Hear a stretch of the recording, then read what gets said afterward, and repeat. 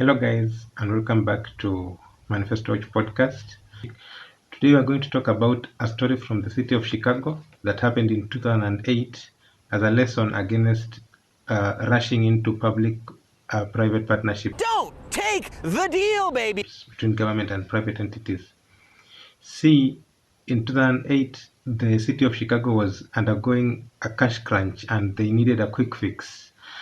And they ended up leasing their parking meters. And here is how it went. Back in 2008, during the financial crisis, the city of Chicago needed urgent money. They got this idea to approach private entities, Morgan Stanley and the Emir of Dubai, to get some funds. And they came up with an agreement that the city of Chicago was going to lease their parking meters, 36,000 of them, to this private entity. In return, they're going to get $1.15 billion instantly. But then they leased these parking meters for 75 years. The story is, up to that time, the city was making $20 million per year. And so multiplying $20 million to get 1.15 billion, you will take 75 years. It looked like a good deal on the face of it, but then immediately after the deal was signed, first of all, the deal was signed within a very short time. Basically, they were given only 48 hours to go through it and vote on it. So they passed the deal, and shortly after they have passed the deal, the private entities jacked up the prices of the parking fees 4 times.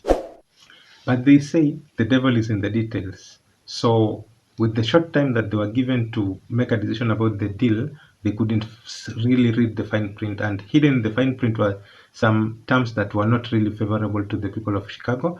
For example, there is something called true ups where they were supposed to not interfere with the parking meters, but if they do, the city had to pay the amount that was supposed to have been earned during the so for example, if there was a street parade and they had to close the roads, things like that, the city had to chip in to reimburse the private entity to pay back how much they have lost, how much revenue they have lost during that period that they closed the parking space.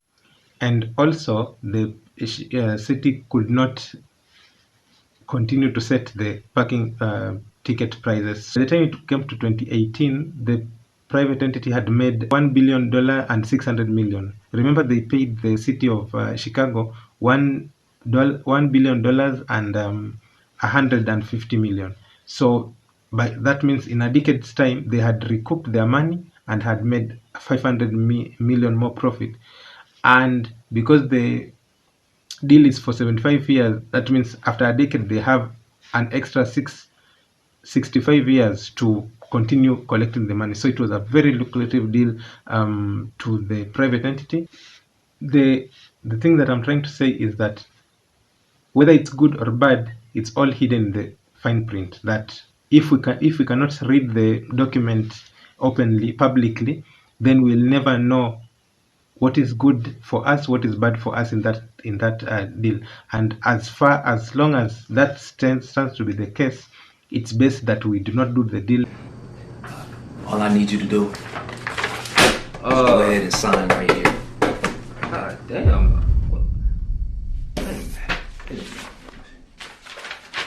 Damn, there's some questionable things on this damn contract, man. Shouldn't I get a lawyer? Nah, no need for that. No need for that, Daddy. Remember, I'm gonna give you your first meal. I'm gonna give you your first meal and we're gonna go shopping. We're gonna go on a shopping spree, Daddy. A grown man taking another grown man shopping seems kind of sus. We don't know. We are selling our sovereignty. JKIA is not the same as parking tickets in the street of Chicago, because JKIA has a lot of things to do with our national security and economic stability, having exports and imports being one of the biggest businesses in Kenya, and tourism also. They all go through the airports. And if a private entity coming from another nation, India in this case, is the one running the hub where our big businesses of export and tourism are coming through, they can do anything to interfere with our balance of payments, for example, because now it's no longer under our control. So we need to look at the fine print. Say, what does the Adani deal say in terms of, will the prices that are being charged for the shops that are in JKIA, who will also run the shops at JKIA, who will this Adani deal people employ, because JKIA employs quite a substantial number of residents, especially in the Utawala and the Embakasi area. So really, it's a matter of national concern, and we shouldn't just take it easily, because we should learn from history. Because we have the benefit of hindsight, that we know that a deal that is done in a quick fashion and without reading the fine print can come back and bite us in the ass. So we shouldn't really rush into making such decisions. So as always, fellow Kenyans, thank you for watching this video, and kindly like, share and subscribe so that this message can reach far and wide. And remember, it's our sovereignty we're trying to protect. Thank you.